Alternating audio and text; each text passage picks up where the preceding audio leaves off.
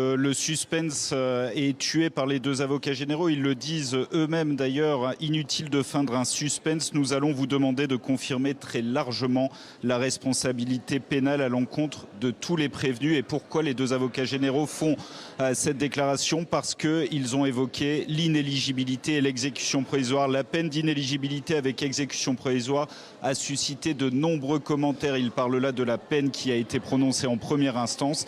Ils disent la question fera donc l'objet d'un développement spécifique quand nous aborderons la question des peines. C'est pour la fin de l'après-midi, mais ils le disent d'ores et déjà, des peines d'inéligibilité seront bien requises en fin de journée à l'encontre des prévenus, dont Marine Le Pen.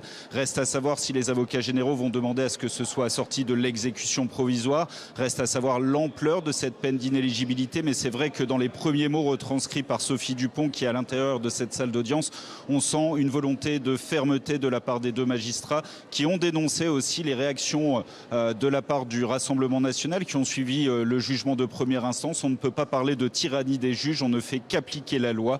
Alors qu'ils disent tout ça, Marine Le Pen est toujours assise sur son siège, au premier rang, à quelques mètres, on pourrait dire, des avocats généraux, puisqu'ils sont situés juste au-dessus d'elle, sur sa gauche, et elle ne bronche pas. Pour l'instant, elle regarde des documents sur son pupitre. Elle l'avait dit juste avant cette audience, elle s'attend à un moment désagréable, pénible.